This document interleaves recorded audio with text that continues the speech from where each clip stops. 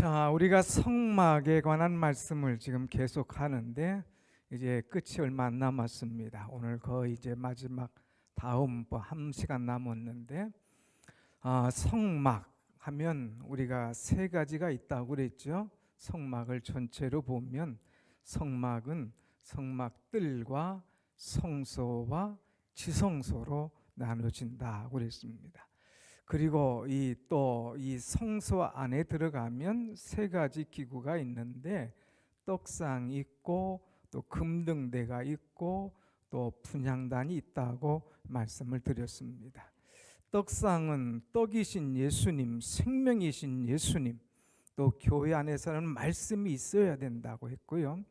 지난주에는 금등대 사명을 이제 감당하라 하는 말씀으로 은혜를 나눴습니다. 지난주에 혹시 못 오신 분 계셔서 한 30초 정도 말씀드리면, 사명을 잘 감당하려면 순금 같은 믿음이 있어야 된다고 그랬습니다. 다른 것은 조각목에 이제 금 테두리를 입혔지만, 그러나 금 등등대는 완전히 순금으로 돼 있었어요. 그래서 우리가 금등대와 같은 신앙 사명을 감당하려면 순금과 같은 변함이 없는 믿음이 있어야 된다 그랬습니다. 두 번째는 금등대는 가운데 딱 그 중심 있고 6개 이렇게 있는데, 중심이 되시는 예수 그리스도, 그리고 우리 인간들은 다 주님과 연합해서, 또 교우들끼리 연합해서 힘을 다할 때에 사명을 감당할 수가 있다고 그랬습니다. 또 사명을 감당하기 위해서는 내 기름등이 등잔대가 켜져 있는지 꺼져 있는지 점검해야 된다고 그랬습니다. 그 점검의 방법은 먼저 기름, 감람유가 있는지, 그리고 심지가 너무 고다 있는지, 또 심지가 그냥 쑥 꺼져서 없는지, 이거를 늘 점검해야 빛이 드러날 수가 있고 사명을 감당할 수 있다고 그랬습니다. 자, 오늘 세 번째, 이 성소의 세 번째인 분향단에 관한 말씀을 드리려고 합니다. 그래서 오늘 분향단을 말씀드리는데, 분향단은 저렇게 조각목으로 만들고 또 금으로 이렇게 입혔다고 하는 사실이죠. 또 이 분향단은 제사장이 늘 나와서 분향을 합니다. 제사장이 나와서 분향을 하고 아침 저녁으로 향을 사르고 하나님 앞에 기도를 하는 거예요. 또 이 분향단은 제일 앞에는 또 휘장이 있고 그 뒤에는 지성소가 있는데, 하나님 앞에 기도를 통하여서 이제 나아가는 것을 가르쳐 주고 있습니다. 자, 분향단, 이 분향단에서 향을 피울 때에 향이 쭉 올라가는 것을 보게 되죠. 이것은 곧 기도를 의미합니다. 그래서 오늘 말씀의 제목을 분향단, 기도의 향기를 바라라, 이런 제목으로 은혜를 나누려고 그러죠. 한번 같이 합시다. 분향단, 기도의 향기를 바라라. 우리는 분향단 앞에서 기도의 향기를 바랄 수 있는 사람이 되어야 됩니다. 기도는 하나님 앞에 올라가는 향기라, 이렇게 이야기할 수가 있습니다.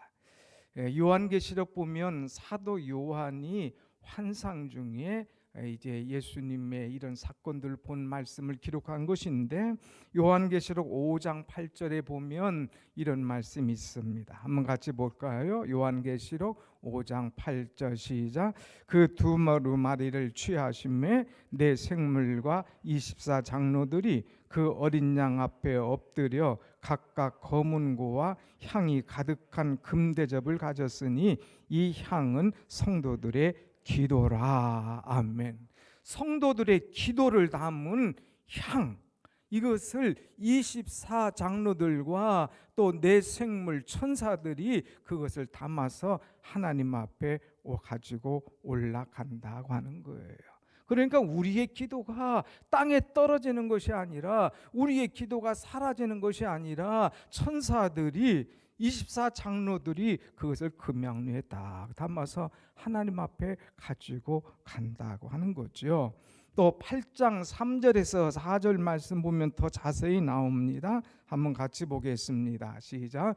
또 다른 천사가 와서 제단 곁에 서서 금양로를 가지고 많은 향을 받았으니 이는 성도의 기도와 합하여 보좌 앞 금제단에 드리고자 함이라. 향연이, 그 다음 절, 향연이 성도의 기도와 함께 천사의 손으로부터 하나님 앞으로 올라가는지라. 아멘. 이 향연, 향기가 쭉 올라가는 것처럼 향연이 하나님 앞에 올라간다 하는 말씀이죠. 다시 말하면 여러분이 드리는 그 기도가 아침 안개처럼 쑥 나왔다가 빛이 나면 사라지는 그런 것이 아니라는 거예요.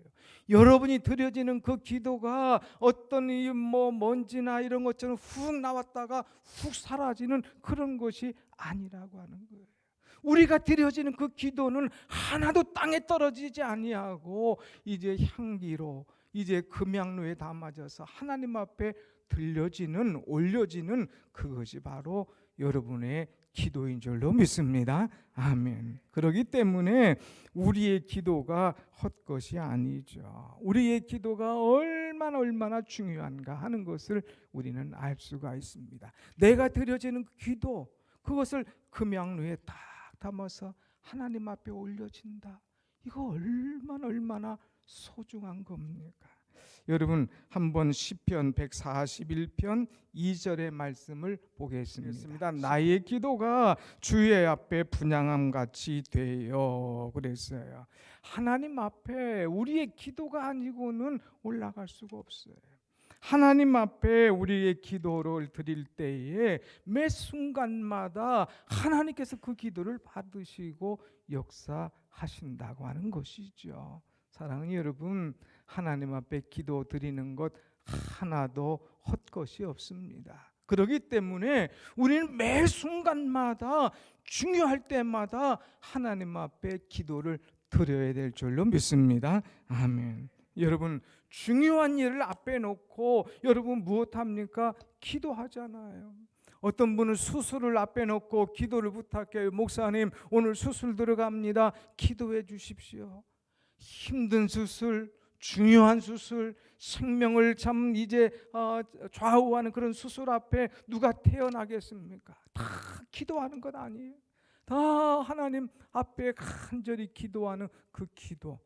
여러분 중요한 계약을 할 때에 여러분 다 무엇합니까? 기도하잖아요. 하나님 앞에 다 그 문제를 놓고 하나님 이 계약 성사되게 하여 주옵소서.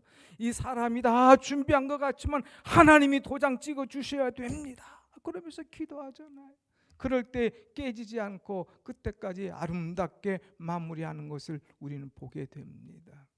어떤 젊은 청년이 이제 목사님에게 왔어요. 목사님 제가 군대 갑니다. 그래 한번 기도해라. 군대 갔다 와서 제대하고 목사님 제가 바다에 이제 배를 타게 되었습니다. 이 직업을 갖게 됐습니다. 그래 바다 위험하니 2번 기도해라.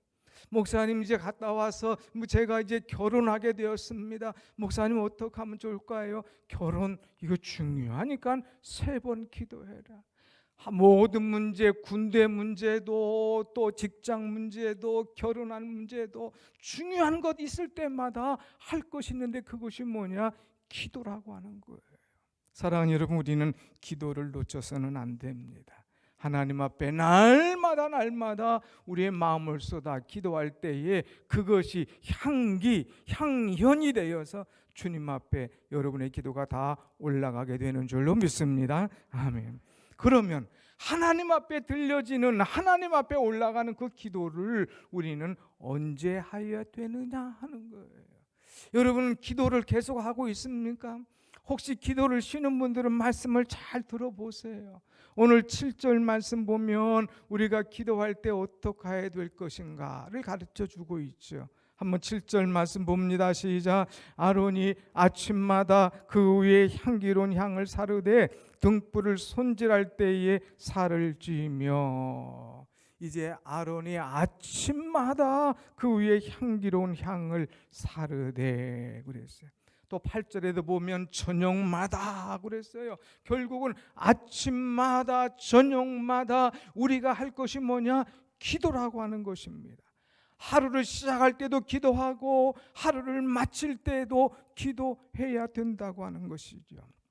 그래서 빌리그램 목사님은 아침 기도는 이제 아침을 여는 열쇠고 이제 저녁 기도는 하루를 닫는 자물쇠다 이렇게 이야기했습니다. 그러므로 우리는 할 것이 뭐냐?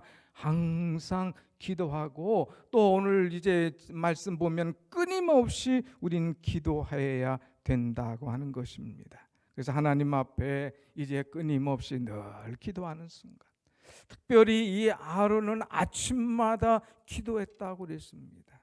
오늘 우리는 특별히 아침 기도, 또 이른 아침에 새벽을 깨워서 기도하는 거죠. 하나님께서 새벽을 깨워서 기도하고 하나님 앞에 첫 시간에 우리의 마음을 바칠 때에 하나님께서 우리의 첫 시간과 우리의 드려지는 마음을 기뻐 받으시는 줄로 믿습니다. 아멘.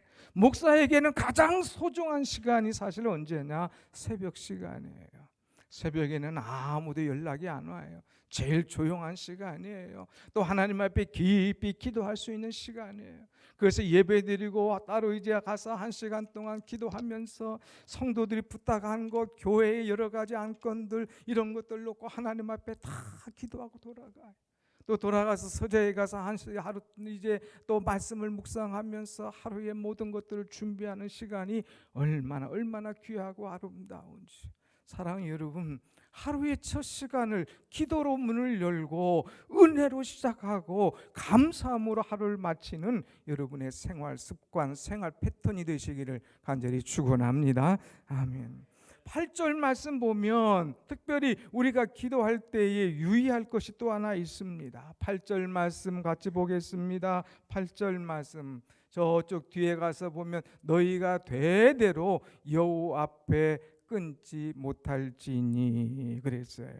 하나님 앞에 우리가 끊어지지 않는 그런 기도를 드려야 된다고 하는 것입니다. 특별히 기도의 향은 끊어져서는 안 된다고 하는 거예요. 교회에 기도가 끊어져서는 안 되는 거예요. 여러분의 심령과 여러분의 가정에 기도가 끊어져서는 안 된다고 하는 것입니다. 더 나아가서 여러분의 가문 대대로 기도가 끊이지 않고 계속될 때에 가정에 하나님의 축복이 흘러넘치게 될 줄로 믿습니다. 아멘. 사랑하는 여러분, 우리는 항상 기도하는 거예요. 제사장이 아까 보았잖아요. 손을 들고 기도하지 않습니까? 성전에서 성도들을 위하여 기도하는 거예요. 끊임없이 하나님 앞에 기도하면서 성도를 위하여 간구하는 것처럼 또 우리 성도도 나와서 이 성전에서 끊임없이 기도할 때에 하나님께서 그 기도를 들으시고 받으시고 응답하신다고 하는 거죠. 그래서 이 성전에는 3가지가 계속돼야 돼요. 이제 말씀이 있어야 되고 사명이 있어야 되고 기도가 있어야 살아있는 교회, 은혜 있는 교회가 되는 줄로 믿습니다. 아멘. 그래서 주님 말씀하시죠. 내 집은 기도하는 곳이다. 기도하는 곳이다. 하나님의 전이 무엇하는 곳이냐? 바로 기도하는 곳이다 그랬습니다. 또 여러분, 기도할 때에 우리만 기도할 것이 아니라 우리 자손 대대로 기도가 이어지도록 우리는 하여야 됩니다. 여러분, 자손들에게 물려줄 것 많나요? 무엇보다도 다른 것 말고 여러분들의 신앙과 믿음을 물려주면서 은혜의 축복의 가문이, 아름다운 사랑의 축복이 넘치는 그런 이 가정이 되는 그런 여러분들의 신앙 되시기를 간절히 원합니다. 우리 자손들도 후손들도 계속해서 끊이지 말고 이 은혜의 가문이 흘러 넘쳐야 되는 거예요. 우리 교회 보면은 이제 3대가 참 주님 앞으로 나오는 가정들이 있습니다. 물론 여러분의 있고 또 아들, 딸들이나 손주나 흩어져 있는 분들이 있지만 우리 교회 나오면서 3대가 나오는 가정. 우리 강영자 권사님, 또 이금주 집사님, 이룰이 쭉 나오죠. 우리 유영근 권사님, 오영경 권사님, 또 효령이, 효연이 쭉 나와요. 얼마나 아름다운 모습인가. 그들이 기도하는 모습, 예배하는 모습을 볼 때 참 감격스러울 거예요. 여기서 혹시라도 어디 뭐 공부하러 갈 때나 어디 출장 갈 때도 거기서 예배 드린다는 소식을 들으면 얼마나 기쁩니까? 그런데 여러분의 마음에 여러분의 자녀들이 있어야 될 자리 있지 않고 예배하지 않는다. 그 얼마나 마음이 답답하겠습니까? 사랑하는 여러분, 여러분의 가문에 이 말씀이, 은혜가, 예배가, 기도가 끊이지 않고 계속될 수 있도록 하나님 앞에 축복과 은혜와 예배가 살아있는 그런 끊이지 않는 가정이 되시기를 간절히 원합니다. 아멘. 그 다음에 우리가 중요한 것은 하나님 앞에 향을 필 때에 어떤 향을 필 것인가 하는 것입니다. 오늘 말씀을 보겠습니다. 여러분 말씀 보면 이제 하나님 앞에 향을 필 때에 하나님께서 기뻐하시고 또 하나님 앞에 바르게 설 수 있는 그런 향을 피워야 됩니다. 9절 말씀을 우리가 한번 같이 보겠습니다. 9절 말씀, 9절 다 같이 시작. 너희는 그 위에 다른 양을 사르지 말며 번제나 소제를 드리지 말며 전제의 술을 붓지 말며 그랬어요. 여러분, 다른 향이라고 하는 건 뭘까? 하나님 앞에 향을로 이렇게 올려 드리는데 너희는 다른 향으로 드리지 말라 그랬습니다. 다른 향이라는 것은 하나님께서 기뻐 받으시지 않는 향이라고 하는 거예요. 그와 관련된 사건이 민수기에서 나오고 있습니다. 이스라엘 백성 중에 고라 자손이 있었어요. 그런데 이 고라 자손은 하나님께서 원하시는 향을 피지 않고 다른 향을 피웠습니다. 왜 이제 너희들이 다 해먹냐? 아론의 자손들, 그들이 성막 안에서 섬기는 일을 가진 것에 대해서 불만을 제기합니다. 왜 하나님 하필 저들만입니까? 우리에게도 하면서 주장하고 하나님 앞에 반역하고 반항하는 거예요. 그럴 때에 하나님 앞에 다른 불을 펴는 그들, 나중에 가서 하나님의 심판을 받고 이제 고라 자손들이 그 땅이 갈라져서 산채로 음부에 떨어지는 그런 일을 당하게 됩니다. 하나님은 향을 피운다고 해서 아무 향이나 다 받으시는 하나님이 아니시라는 거예요. 거룩한 향, 하나님이 기뻐하시는 향, 기도의 온전한 향을 받으시지 다른 향을 원하지 않는다고 하는 것이죠. 그래서 우리도 하나님 앞에 하나님께서 원하시는 그런 아름다운 향기를 바랄 수 있는 사람이 되어야 돼요. 하나님께서 원하시는 향이라는 것은 뭐냐? 우리가 기도할 때에 감사하고 찬양하고 기뻐하는 그런 기도가 되어야 된다고 하는 것입니다. 여러분, 살다 보면 여러 가지 힘들고 어려울 때가 있죠. 그렇다고 우리가 하나님 앞에 원망하고 불평해서는 안 됩니다. 이단들이 가장 좋아하는 그런 사람들이 있다고 그러잖아요. 그것이 뭐냐? 그들은 이제 원불교 신자들을 좋아한다고 그러잖아요. 원불교 신자가 누구냐? 원망하고 불평하고 교만한 사람들. 하나님 앞에 늘 기도하는데 보면 원망하고 또 불평하고 교만한 사람들이 있어요. 하나님 이런 기도를 받지 않으신다는 거예요. 또 이런 기도를 원하지 않는다고 하는 거죠. 우리는 하나님 앞에 기도할 때마다 이런 기도가 아니라 감사의 제사로, 찬양의 제사로, 또 기뻐하며 하나님께 영광 돌릴 때에 하나님께서 우리의 모든 기도를 기뻐 받으실 줄로 믿습니다. 아멘. 오늘 우리는 내 기도가 정말 어떤 기도인가를 한번 봐야 돼요. 우리는 보면 이제 종종 아까도 말씀한 대로 불평과 원망의 자리에 서 있을 때가 있습니다. 아니에요. 자리를 바꿔야 돼요. 감사의 자리로 하나님 앞에 눈물 흘리며 감사하며 하나님 감사합니다 하고 기도할 수 있는 그런 사람들이 되어야 된다고 하는 것입니다. 미국의 유명한 신학자이면서 철학 박사였던 데이비드 소포라고 하는 박사는 피할 수 없는 하나님이라는 글에 이런 말이 있어요. 불평과 감사의 차이는 근본적으로 감옥과 수도원의 차이다. 감옥과 수도원. 여러분 감옥은 잘 아시죠? 어떤 것인가? 그런데 수도원은 잘 모르죠. 수도원 하면 우리는 뭐 기도원 같은 곳으로 생각할 수 있지만 그렇지 않아요. 제가 이번에 그리스 사도 바울의 제2차 선교 여행지를 다녀왔지 않습니까? 거기 가서 수도원이 뭔가를 분명하게 알았습니다. 그 수도원을 가봤는데 그 수도원 이름이 마타오라라고 하는 수도원이에요. 수도원을 한번 볼까요, 여러분? 수도원이 그야말로 이제 높은 이 막 절벽 같은 저 위에 쭉 올라가 있어요. 또 보면 이 수도원이 아무도 올라갈 수 없고 심지어는 짐승도 갈 수 없는 저 위에 이 수도원이 있는 거예요. 저 골짜기에 막 그 골짜기를 당겨서 찍었을 때 저런 집이 있는데 골짜기 가운데 수도원이 있는 거예요. 때로는 저렇게만 있는 것이 아니라 절벽에도 수도원이 있는 것을 보게 됩니다. 저 절벽에 저기 보면은 땅 한 평 정도 되는 거기에 수도사들이 들어가서 거기서 하나님 앞에 감사하면서 하나님 앞에 기도하면서 하나님을 사랑하면서 주님을 막 가슴에 안고 몸부림치면서 기도하는 모습이 저기 담겨져 있는 거죠. 저 수도원은 이제 최초 150년부터 시작해서 16세기, 17세기에 아주 왕성했다고 그럽니다. 그런데 이 수도원에 지금 메테오라 가면 약 6군데의 수도원이 있는데 낮은 데는 수도사들이 없고 높은 데 한참 성황이 이루어질 때는 100명, 130명이 됐는데 지금 한 30여 명밖에 없다고 그러죠. 그런데 이 수도원의 이 사람들은 하나님을 끌어안고 주님과 함께하기 위하여서 몸부림치고 기도하는 그런 모습입니다. 그런데 이 소울 박사가 이 수도원과 감옥을 비교하면서 이야기했어요. 특별히 수도원도 특별한 그 사람을 제외하지 않고는 말로 하지 않고 다 침묵하고 수화를 한다고 그래요. 그런데 이 수도원은 하루 종일 사람들이 있으면서 하나님을 찬송하고 그 얼굴이 해같이 빛나고 감사가 넘친다고 하는 것입니다.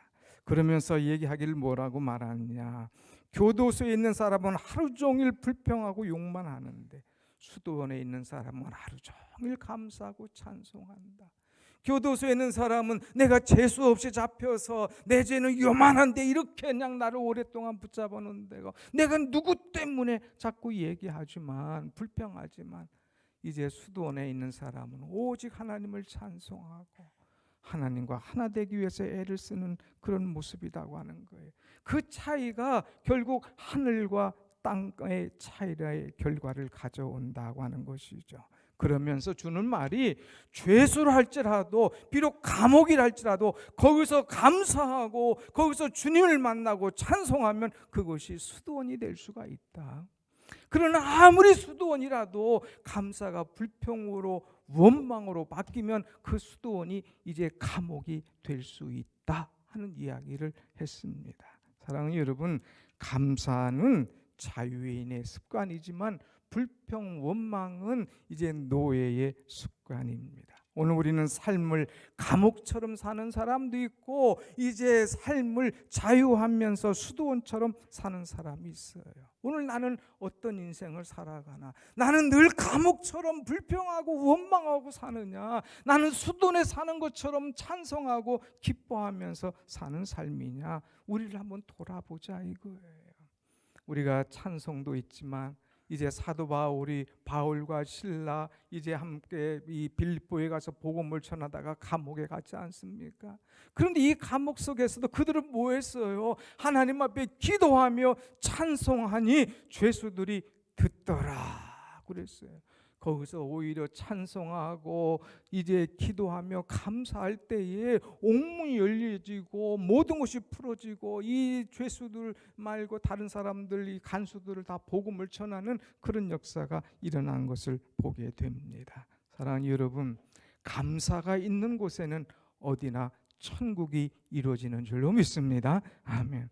오늘 여러분의 심령에 다른 불을 붙이지 말고 감사의 불을 붙여보세요. 다음 주일이 추수감사절인데 뭐 나는 농사도 안 짓는데 뭐 감사하나. 요즘 농사 짓는 분이 얼마나 계십니까? 우린 지나가는 이제 한 해를 보면 감사한 것밖에 없어요. 내 가슴에 감사의 불, 은혜의 불, 기쁨의 불을 붙여보자 이겁니다. 오늘 사도 바울도 데살로니가서 5장 18절 통해서 얘기합니다. 항상 기뻐하라, 쉬지 말고 기도해라, 범사에 감사하라 그랬어요. 오늘 우리는 범사에 감사하면서 기도가 끊이지 않는 여러분의 신앙이 되시길 축원합니다. 아멘. 마지막 우리의 기도에 특별한 것이 하나 있습니다. 그것이 뭘까? 한번 같이 합시다. 우리 기도에는 능력이 있습니다. 기도에는 능력이 있다는 거예요. 이게 무슨 말일까? 여러분 다시 한번 이제 분향단 사진을 보겠습니다. 분향단 사진을 한번 다시 한번 처음 봤던, 그렇죠. 이 분향단 사진, 이 분향단이 있는데 그 위에 좀 희한하게 생긴 것이 있어요. 향을 놓고 그냥 불을 사르면 될 텐데 거기 네 군데에 뿔처럼 쑥 솟아나온 것이 있죠. 이것이 동서남북 네 군데 쭉 올라와 있습니다. 이 뿔이 과연 무엇을 의미할까? 2절에도 보면 뿔을 그것과 이어지게 하고 그랬습니다. 3절도 보면 제단 상면과 전후 좌우면과 뿔을 순금으로 싸서 주위에 금태를 두를지며 그랬습니다. 여러분, 이 뿔이라고 하는 것은 힘과 능력과 권세를 상징한다고 하는 것입니다. 다시 말해서 이 뿔이 있다고 하는 것은 기도에 권세가 있다는 거예요. 우리가 기도할 때 그 기도 속에 능력이 있다고 하는 거예요. 우리가 기도하면 그 기도 속에 하나님의 놀라운 권세의 힘, 능력이 나타나는 줄로 믿습니다. 아멘. 이것이 은혜예요. 하나님께서는 성막을 지으라, 그리고 성소를 지으라, 모든 기구를 말할 때 다 하나님이 설계해 주셨어요. 괜히 할 일 없어서 막 뿔을 만들었겠습니까? 거기에 다 의미가 있는 거예요. 그래서 제사장이 이 향을 피울 때마다 향을 쫙 올라오면 하나님, 오늘 드려지는 기도가 이 제단 뿔처럼 능력 있는 기도, 권세 있는 기도, 은혜 있는 기도가 되어서 모든 성도들의 문제들이 해결되는 은혜의 역사가 이루어지게 하여 주시옵소서 하면서 기도하는 거예요. 우리의 기도가 뿔처럼 힘있고 능력있고 권세되기를 원합니다 하는 그런 기도를 드리고 있는 거죠. 여러분의 기도도 이렇게 제단의 뿔처럼, 이제 분향단의 뿔처럼 권세 있고 힘 있고 능력 있는 그런 기도가 되시기를 축원합니다. 아멘. 이것이 굉장히 중요한 거예요. 이것을 한번 성경에서 누가 이런 사람이 있나 한번 찾아보겠어요. 사무엘상의 말씀 보면 한나라고 하는 여인이 있잖아요. 이 한나라고 하는 여인은 부자였어요. 남편의 사랑을 받았어요. 뭐 부족함이 없었어요. 그런데 하나 부족한 것은 아들이 없었다는 것, 자녀가 없었다는 것. 이것 때문에 구박받고 이것 때문에 마음의 상처가 됐어요. 그래서 하나님의 성전에 올라갑니다. 그리고 기도합니다. 금식 기도합니다. 쉬지 않고 기도합니다. 아들을 주시면 하나님께 드리겠다고 소원 기도를 합니다. 간절히 기도할 때에 하나님께서 그에게 아들을 주셨잖아요. 그 아들 이름이 뭐죠? 사무엘. 이는 내가 기도하여서 얻었다 하는 뜻입니다. 그런데 이 사무엘을 얻은 것으로 끝나는 것이 아니라 사무엘상 2장 1절의 말씀 보면 이제 한나가 하나님을 노래하며 고백하는 말씀이 있어요. 한번 같이 읽어봅시다. 시작. 한나가 기도하여 이르되 내 마음이 여호와로 말미암아 즐거워하며 내 뿔이 여호와로 말미암아 높아졌으며 내 입이 내 원수들을 향하여 크게 열렸으니 이는 내가 주의 구원으로 말미암아 기뻐함이니라. 아멘. 내 뿔이 여호와로 말미암아 높아졌다 이거예요. 이전에는 아들 없다고 무시당했는데 하나님께서 내게 아들을 주셔서 기도의 응답을 주셔서 내 뿔이 높아졌다 이거예요. 내 위치를 차지하게 됐다 이거예요. 이제 하나님의 영광을 드러나게 됐다 이거예요. 그러면서 찬송하는 이 말씀을 볼 수가 있습니다.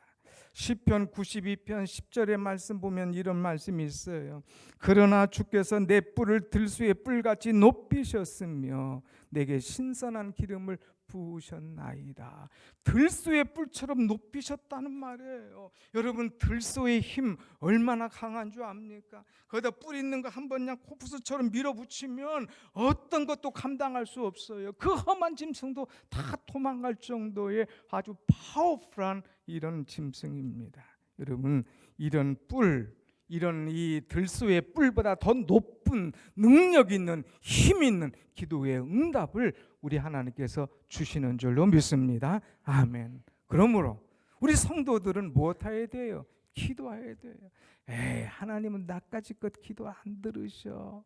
자기를 자꾸 약하게 만들어요. 내까지 것이라고 그러는 거예요. 못났다고 하는 거예요. 나는 기도의 능력이 없다고 하는 거예요. 여러분, 이런 마음을 다 버리세요. 하나님, 우리가 기도를 할 때에 하나도 땅에 버리지 아니하시고 금양로에 담아서 이제 받으실 뿐만 아니라 우리의 기도가 힘이 있고 능력 있는 은혜의 기도가 생명을 살리는 권세 있는 기도로 허락하시는 줄로 믿습니다. 아멘. 지난 주일에 전혀 예수님을 알지 못하는 분들이 4분이 등록을 했어요. 오늘 2분은 이제 인사를 일부 예배 때 하고 가시고, 오늘 또 2분은 이제 오늘 이 예배에 나오셨어요. 저기 뒤에 계신 분이신데, 이 어르신들이 85세임에도 불구하고 이제 주님 앞에 나오셨어요. 지난주에 나오셨는데 이제 성함이 엄성익 김희순 어르신이죠. 한번 일어나 보시겠어요? 네, 저희 2 어르신인데 우리 한번 박수를 한번 보내드리십시다. 네, 앉으세요. 감사합니다. 앉으세요. 네, 그냥 제가 오늘 일어서시는 게 아니라 아주 특별한 가정의 이야기가 있어요. 저 예수님을 모르시는 어르신인데 교회 나오셨어요. 그 예배 끝나고 어떻게 나오셨습니까? 하니까 특별한 사연이 있어요. 아들이 나가라고 했다.